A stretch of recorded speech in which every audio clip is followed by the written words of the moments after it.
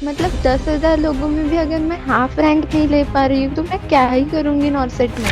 Positive environment का मतलब outcome भी पॉजिटिव होता है। ऐसा लग रहा था कि नहीं, बहुत पढ़ाई की है सुरभि, देखते हैं जो भी होगा वो देख लेंगे, लेकिन पढ़ाई तो की है, अपना 100% दिया है, ये पता है ना। कोई ऐसे नहीं है कि कोई बहुत होशियार है और कोई किसी को कुछ नहीं आता है, ऐसा कुछ नहीं होता है। सब हार्ड वर्क पे डिपेंड करता है। अब जितना हार्ड वर्क करोगे उतना आपको मिलेगा। 6 महीने पढ़ रहे हो या 12 महीने पढ़ रहे हो, कितना देर पढ़ रहे हो, कुछ मैटर नहीं करता। बस 2 चीजें मैटर करती है, वो है हार्ड वर्क और कंसिस्टेंसी।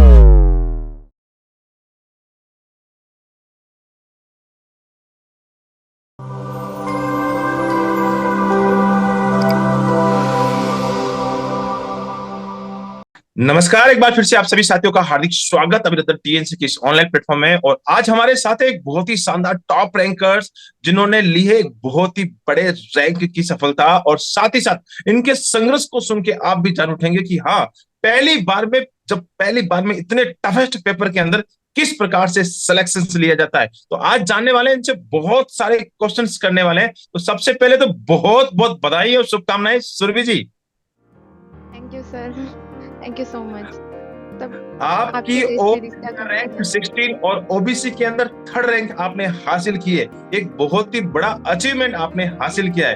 तो बहुत ही बड़ा अचीवमेंट है इस नॉर्थ सेट 4.0, क्योंकि ये सबसे टफेस्ट नॉर्थ सेट रहा है। और ऐसे नॉर्थ सेट के अंदर आपको इतनी बड़ी जो रैंक जो आपने हासिल की है, रियली तारीफ के काबिल है।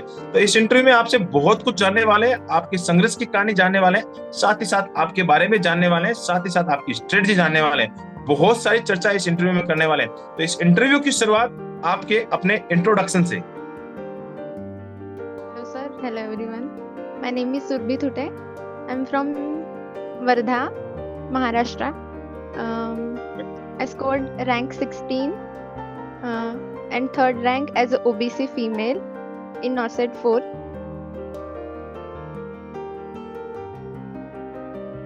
ओके, आप महाराष्ट्र से आते हैं और ओबीसी के अंदर आपकी थर्ड रैंक आपने हासिल की है।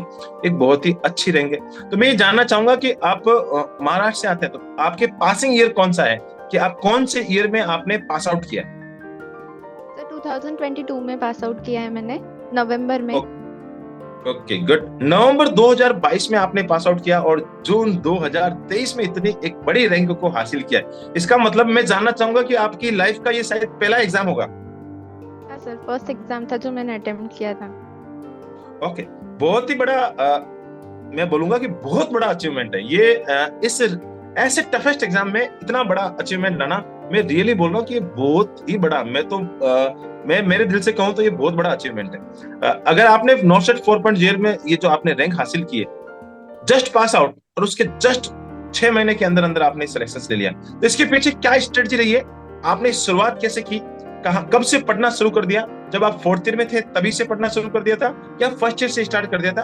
एक बिल्कुल आप बताएं कि आपने कब से स्टार्ट पढ़ाई शुरू कर दी और नॉर्थ सेट के बारे में सोचना शुरू कर दिया। मतलब फर्स्ट ईयर से तो ऐसा कुछ प्लान नहीं था, नॉर्सेट देना है नहीं देना है, कुछ पता ही नहीं था नॉर्सेट के बारे में, क्योंकि मैं जहाँ से आई हूँ, मतलब जहाँ छोटे से गांव से आई हूँ, वहाँ पे इतना कुछ था नहीं नॉर्सेट के बारे में। तो मैं जब थर्ड ईयर में गई तब मुझे फर्स्ट टाइम पता चला कि नॉर्सेट एक एग्जाम होती है और उसको देने देने के बाद हम एम्स में लग सकते हैं एज अ नर्सिंग ऑफिसर। फिर थोड़ी थोड़ी क्यूरियोसिटी बढ़ती गई नर्सिंग ऑफिसर के बारे में, एम्स के बारे में। लेकिन फिर भी वे नहीं पता था कि कैसे करना है, पढ़ाई कैसे करनी है, कौन से बुक्स रेफर करने हैं, या फिर किसको फॉलो करना है, इसके लिए कुछ भी नहीं पता था। लेकिन जब फोर्थ ईयर में गई तो थोड़ी बहुत इसके बारे में जानकारी मिलने लगी। मैं सोशल मीडिया से यहाँ वहाँ से उसके बारे में सर्च करती थी, देखती थी, लेकिन पढ़ाई नहीं स्टार्ट की थी। पढ़ाई स्टार्ट नहीं की थी। पता नहीं गुड क्यों गुड नहीं, गुड। करनी चाहिए थी। लेकिन मैंने फर्स्ट टू फोर्थ ईयर जितना भी पढ़ा था वो कंसेप्चुअल पढ़ा था, सब कंसेप्चुअल पढ़ा था, कभी भी रटा नहीं था। तो बात ये थी कि मेरे बेसिक कंसेप्ट क्लियर थे पहले से ही। तो फिर मैंने जब नवंबर में पास आउट होने के बाद जब स्टार्ट किया ना पढ़ना, तो मेरे बेसिक कंसेप्ट ऑलमोस्ट क्लियर थे, मतलब हाफ ऑफ द क्लियर थे। तो मैंने सेल्फ स्टडी की। पहले पहले मैंने सेल्फ स्टडी की, बुक से पढ़ा, और फिर मैंने टेस्ट सीरीज ज्वाइन की, टीएनसी की। फिर मैंने फर्स्ट जो टेस्ट सीरीज दी थी, फर्स्ट टेस्ट दिया था टीएनसी का, उसमें करीब करीब 10,000 लोग थे, उसमें मेरा रैंक 5,000 से ऊपर था। I was okay, shocked. मैं थोड़ा सा यहाँ पे रोकना चाहूंगा कि आप कंटिन्यूअसली मेहनत कर रहे थे और सोचा कि आप टीएनसी के साथ चलते हैं, और टीएनसी के साथ आपने पहला एग्जाम दिया, और बहुत ही बड़ी बात है कि आपने कंटिन्यूअसली जब पास आउट होने के बाद प्लानिंग बनाई, और उसके बाद आपने टीएनसी के साथ पहला एग्जाम दिया, और 10,000 बच्चे उस एग्जाम में थे, तो रैंक कौन सी थी आपकी? 5,000 से ऊपर थी। और ओके। मैं खुद शॉक थी कि मतलब 10,000 लोगों में भी अगर मैं हाफ रैंक नहीं ले पा रही हूँ तो मैं क्या ही करूंगी नॉर्सेट में। फिर मतलब कंसिस्टेंटली टेस्ट दी मैंने, रोज टेस्ट देती थी, रोज उसका एनालिसिस करती थी। एक मिस्टेक बुक बनाई थी जिसमें मैंने सारे जो मेरे गलत होते थे उसको लिख के रखती थी मैं, और हर टेस्ट का लिख के रखती थी, जो जो रॉन्ग हुआ उसको वन लाइनर में या फिर मुझे समझेगा ऐसे लैंग्वेज में मैं लिख के रखती थी उसको। और वो बुक मैंने रिवाइज करती गई उस बुक को, और टेस्ट सीरीज देती गई, लगातार टेस्ट सीरीज दी। एक भी ऐसा नहीं था जब मैंने टेस्ट ना दी हो। और फिर मेरा ओके, रैंक बढ़ते बढ़ते टेस्ट में इतना कम आ गया, मतलब मैं तो फिर टेस्ट में 50 के अंदर ही रहती थी टॉप, क्योंकि गुड, बहुत ही अच्छी बात टीएनसी। बताई आपने। 5,000 से शुरुआत की थी और लास्ट के मोमेंट में आप आते आते टॉप 30 तक पहुंच गए थे, एंड टॉप 50 के जो एक लिस्ट आती है उसके अंदर अभी आप पहुंच गए। तो मुझे आज भी याद है कि मैंने आपको पहले ही एक टैग दे दिया था कि सुरभि, मैंने जब आपका वहां पे इवैल्यूएशन शीट चलती है और टीएनसी की तरफ से भी बहुत सारी इवैल्यूएशन रिपोर्ट चलती है, तो मैंने ये पहले वहां पे डिसाइड कर लिया था कि ये सुरभि नाम की जो लड़की है इस बार अच्छी एक टॉपर्स बनने वाली है, और मैंने वहां पे नाम को एडिट करके रखा था सुरभि टॉपर्स। मैंने वहां पे पहले से ही आपको टॉपर्स नाम दे दिया था, और मैंने बताया था कि हाँ सुरभि, आप टॉप करने वाले हैं। मैं ये जानना चाहूंगा कि आप जब टीएनसी के एग्जाम कंटिन्यूसली जब दे रहे थे, रोजाना आप कंटिन्यूसली दे रहे थे, मिस्टेक बुक बना रहे थे, तो कभी ऐसा फीलिंग आया कि यार सिलेक्शन होगा कि नहीं, क्या हो रहा है? कई बार बहुत पीछे रैंक भी आई होगी, कई बार अच्छी भी रैंक आई होगी, तो उस समय आप कैसा फील कर रहे थे? सर बहुत बार ऐसा फील हुआ, लेकिन जो बीच बीच में मैसेज आते थे ना सर के, जो वीडियोस में होते थे, उसमें जब बता बता रहे होते थे सर कि नहीं तुम आप लोग कर सकते हो, अगर आप कंसिस्टेंट हो, अगर आप कंसिस्टेंटली टेस्ट दे रहे हो तो आप कर सकते हो।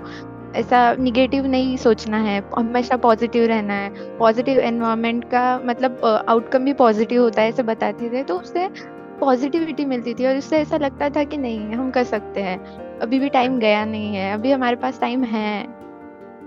तो ओके, उससे गुड। मतलब पॉजिटिविटी मिलती मतलब थी। जब भी एक नेगेटिविटी आती थी तो बिल्कुल मेरा एक वीडियो हमेशा हर सप्ताह में एक बार आ ही जाता था, और वही बात कि कर दिखाओ कुछ ऐसा कि दुनिया करना चाहे आपके जैसा वाला एक वर्ड हमेशा लास्ट में चलता है।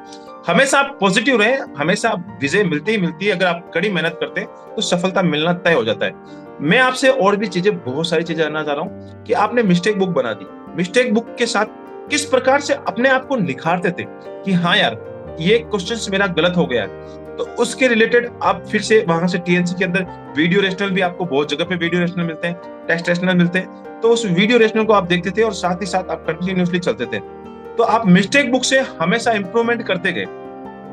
उससे बहुत बड़ा फायदा मिलता है, हर बच्चों को फायदा मिलता है कि अपनी मिस्टेक्स को कंटिन्यूसली लिखते जाए। जब आप एग्जाम हॉल पे थे या एग्जाम देने जा रहे थे, तो उस समय कैसी फीलिंग आ रही थी कि हाँ यार इस बार सिलेक्शन होगा कि नहीं? लाइफ का पहला एग्जाम था, मतलब लाइफ का नहीं लेकिन पढ़ाई करने के स्टार्ट किया नॉर्सेट के लिए, तब से पहला एग्जाम था, इसके पहले एग्जाम नहीं दिया था।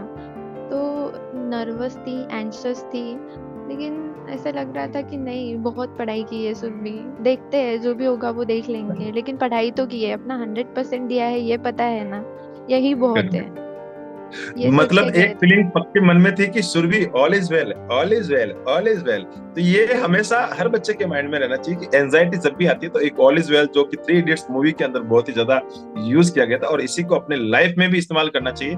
जब भी परेशानी आती है तो ऑल इज वेल वाला फंडा बहुत ही ज्यादा ऑल इज काम करता वेल। है। Yes, good. और बहुत, मैं एक चीज और जानना चाहूंगा, जब आप एग्जाम हॉल में थे तो इस बार बहुत बच्चों के रिव्यू थे कि सर पेपर बहुत ही टफ आ गया, ऐसा आ गया, और इसका असर रियल में रिजल्ट में भी देखने को मिला है कि इस बार बच्चे क्वालिफाई तक नहीं कर पाए। तो आप भी जब एग्जाम दे रहे थे तो आपको भी लगा कि हाँ पेपर बहुत ही ज्यादा टफ है? टफ तो लगा था पेपर, लेकिन ऐसा नहीं था कि मतलब टफ लगा था, बहुत टफ लगा था, क्योंकि इसके पहले के जो एग्जाम थे, जो एनालिसिस किया था मैंने प्रीवियस एग्जाम्स का, उसके कंपैरिजन में टफ लगा था, क्योंकि वो पूरा अप्लाइड पेपर था। लेकिन टीएनसी के साथ टेस्ट देके और खुद स्टडी करके जो बेसिक कंसेप्ट क्लियर हुए थे ना सर, तो अगर बेसिक कंसेप्ट क्लियर थे ना, तो वो अप्लाइड भी हम कर सकते हैं। इतना कॉन्फिडेंस भी था कि नहीं, बेसिक क्लियर है तो हम अप्लाई कर सकते हैं उसको, क्योंकि हमें बाद में भी यही करना है। तो उसके गुड। वजह से वो हो गया। और जो टॉपिक वाइज टेस्ट रहती थी, उससे पूरे टॉपिक क्लियर हो जाते थे। मतलब शाम की टेस्ट मुझे बहुत ज्यादा पसंद थी, क्योंकि शाम की टेस्ट में टॉपिक वाइज टेस्ट होती थी। क्योंकि गुड अगर गुड। अगर किसी टॉपिक के बारे में हमें ज्यादा नहीं पता है ना, तो वो टॉपिक उस टेस्ट में क्लियर हो जाता था। हमें पता चलता कि नहीं, ये टॉपिक मेरा बिल्कुल हुआ नहीं है, इसको तो मुझे पढ़ना ही है फिर से। कुछ टॉपिक ऐसे होते थे जो पता रहते थे कि नहीं, ये अच्छे से हुआ है, इसको ज्यादा देखने की जरूरत नहीं है, इसको रिवाइज कर लेंगे बाद में। तो इसके टॉपिक वाइज टेस्ट की वजह से पता चल जाता था। तो हाँ, कंसेप्ट क्लियर थे सर, तो इसकी वजह से वो अप्लाइड वाला पेपर भी मतलब हार्ड लगा, लेकिन लगा कि सॉल्व करते हैं, सॉल्व ही तो करने आए हैं गुड गुड पेपर। गुड, बहुत ही अच्छी बात बोल दी है कि जरूर पेपर देखो, बहुत ही बॉस, ये बिल्कुल शाश्वत सत्य भी है कि पेपर हूबहू नहीं छप सकता, बुक से निकल के बाहर नहीं आ सकता। लेकिन जब प्रैक्टिस कंटिन्यूसली चलती है तो हमेशा, क्योंकि आपने रोजाना वैसे ही प्रैक्टिस करते हैं, रोजाना टीएनसी के साथ आप प्रैक्टिस करते हैं, तो आपको अप्लाइड क्वेश्चन करने का आइडिया आ जाता है, किस प्रकार से कैसे कैसे एग्जाम में बैठना है, कैसे एग्जाम को पेपर को देना है, कैसे अटेंड करना है, और साथ ही साथ कंटिन्यूसली क्या स्कोर करना है। तो मैं ये जानना चाहूंगा, वैसे आपके पास पहले से टीएनसी का इवैल्यूएशन रिपोर्ट आपके पास पहुंचा था, तो आपके पास भी टीएनसी का इवैल्यूएशन रिपोर्ट कार्ड पहुंचा था? सर पहुंचा था, तभी तो सर ने ओके। बोला था कि सुरभि टॉपर। गुड। और उसमें क्या लाइन लिखी हुई थी, आप एक बार बता सकते हैं? उसमें लिखा था कि आप टॉपर आने वाले हैं, और आपका नाम भी हमने टॉपर नाम से ही सेव किया है, सुरभि टॉपर। ये तो ऐसा ओके। उसमें लिखा था। बिल्कुल, तो इसका मतलब ये टीएनसी का इवैल्यूएशन जो होता है वो पहले से ही बिल्कुल परफेक्ट इवैल्यूएशन होता है, और हम लोग बिल्कुल मेहनत के साथ ये इवैल्यूएशन करते हैं कि हाँ, इस बच्चे ने बहुत ही अच्छी प्रैक्टिस की है। और लगातार जब प्रैक्टिस करता है तो हमें पता लग जाता है कि हाँ, ये बच्चा टॉप करेगा ही करेगा, चाहे भले ही पेपर कितना भी टफ आ जाए। तो वैसे ही हुआ है, और आपने एक बहुत ही बड़े रैंक को हासिल किया है, और सुरभि रियली तारीफ काबिल ये रैंक है। और मैं तो बोलूंगा इसके लिए मैं एक बिल्कुल दिल से सैल्यूट करना चाहूंगा कि ये रियल में एक बहुत ही अच्छी रैंक है। और मैं ये आपसे जानना चाह रहा हूँ कि जब आपने बताया कि मैं कंटिन्यूसली जब प्रिपरेशन कर रही थी और टीएनसी का जब मैं एग्जाम कंटिन्यूसली दे रही थी, तो एग्जाम देने के बाद की मैं आपकी बात करना चाहूंगा, एग्जाम जब आप देखिए आगे, तो ऐसा लगा कि हाँ, ऑल इंडिया रैंक हासिल हो जाएगी? नहीं सर, श्योर नहीं थी, क्योंकि पेपर कंसेप्चुअल था, अप्लाइड था, उसमें पता नहीं था कि कितने सही होने वाले हैं, कितने गलत होने वाले हैं। मतलब पता तो थे ऑलमोस्ट, लेकिन फिर भी वो एक होता है ना थोड़ा सा कि नहीं यार, गलत हो गया तो क्या करेंगे। तो वैसा था, लेकिन इतना मन अच्छा में डर नहीं तो है। बना रहता है, हर स्टूडेंट के बना रहता है कि अरे यार, पेपर कितना भी अच्छा हो जाए, कितना भी इजी आ जाए चाहे हार्ड आ जाए, मन में एक डर रहता है कि हाँ यार, कहीं कहीं सिलेक्शन होगा कि नहीं। ऐसे बहुत सारे क्वेश्चंस आपके मन में चलते हैं, तो बिल्कुल अच्छी बात है, और एक बहुत ही अच्छी स्ट्रेटजी के साथ आपने ये सिलेक्शंस लिया है। तो मैं ये जानना चाहूंगा कि लास्ट में मेरा एक बहुत ही इंपॉर्टेंट क्वेश्चन आपसे है कि आपने एक बहुत ही अच्छी रैंक को हासिल किया है, all India rank 3rd OBC categories के अंदर आपने हासिल किया है, साथ ही साथ आपने ऑल इंडिया रैंक 16 को हासिल किया है। तो मैं चाहता हूँ कि ये जो आपका आंकड़ा है, आने वाले 5.0 में, नेक्स्ट नॉट में, वो सारे बच्चे इस आंकड़े को पार करने की कोशिश करें। तो उसके लिए आपका क्या सजेशन रहेगा कि हाँ, मैंने 16 रैंक हासिल की है, तो मेरे से अच्छी रैंक बच्चे हासिल किए, तो उसके लिए क्या सजेशन रहेगा कि किस प्रकार से वो मेहनत करे और किस प्रकार से वो टीएनसी के साथ आगे बढ़े? सर मैं तो यही बोलूंगी कि कोई ऐसा नहीं है कि कोई बहुत होशियार है और कोई किसी को कुछ नहीं आता है, ऐसा कुछ नहीं होता। सब हार्डवर्क पे डिपेंड करता है। अब जितना हार्डवर्क करोगे उस उतना आपको मिलेगा, और उतना ही मिलेगा जितना हार्डवर्क करोगे, उससे कम नहीं मिलेगा, उससे ज्यादा नहीं मिलेगा। तो मैं बस यही बोलना चाहूंगी कि कंसिस्टेंसी रखो, हार्डवर्क करो, खुद के लिए टाइम दो, टेस्ट सीरीज दो, खुद का एनालिसिस खुद करो। जब खुद को पता चलेगा कि खुद को कितना आ रहा है कितना नहीं आ रहा है, तब भी हम उस पे एक्ट करके उसको एक्शंस में लाएंगे और वो उतना पढ़ेंगे। तो यही बोलूंगी कि कंसिस्टेंसी रखो, कंसिस्टेंसी इज दी ओनली की। आप 6 महीने पढ़ रहे हो या 12 महीने पढ़ रहे हो, कितना देर पढ़ रहे हो, कुछ मैटर नहीं करता। बस एक चीज मैटर करती है, वो है, 2 चीजें मैटर करती है, वो है हार्डवर्क और कंसिस्टेंसी, बस। बहुत ही एक अच्छा मैसेज आपकी तरफ से बच्चों को मिला है कि भैया माइंड, या आप जो बोलते हैं ना कि आईक्यू, उस पर डिपेंड नहीं है। आप अगर कंसिस्टेंसी रखते हैं और एक हार्ड वर्क रखते हैं तो बिल्कुल एक बहुत बड़ी से बड़ी सफलता हासिल की जा सकती है। और एक सबसे पहली लाइन जो आपने बोली है वो बिल्कुल दिल दिल को छू जाने वाली लाइन है कि कोई भी टैलेंट या कोई भी कमजोर नहीं होता है, सिर्फ वो टैलेंट और कमजोर खुद की मर्जी से बनते हैं। यानी अगर आप हार्डवर्क, जितना हार्डवर्क करोगे उतना आपको 101% बेनिफिट मिलेगा ही मिलेगा। और टीएनसी के साथ ये बिल्कुल परफेक्ट बात बचती है कि टीएनसी हार्डवर्क भी करती है, साथ ही साथ आपकी कंसिस्टेंसी मेंटेन रखती है, और साथ ही साथ जो आपने तीसरी लाइन बोली है, एनालिसिस भी आपको प्रॉपर वे में करवा देती है कि जिससे आपको पता लग जाए कि आपका क्या होने वाला है। तो बहुत ही अच्छा ये संदेश उन बच्चों के लिए जिससे आने वाले समय में वो आपसे भी अच्छी रैंक को हासिल करेंगे। इस इंटरव्यू सेशंस को अटेंड करने के लिए बहुत बहुत धन्यवाद। आप हमेशा ऐसे ही अपना नाम, साथ ही साथ अपने माता पिता का नाम, और जिस धरती से आते हैं उस धरती का नाम, साथ ही साथ जहां से आपने नर्सिंग किया उस इंस्टीट्यूट का नाम, और साथ ही साथ टीएनसी का नाम रोशन करते रहे। जय हिंद, जय Bharat and Vande Mataram. Thank you so much. Thank you sir, thank you so much.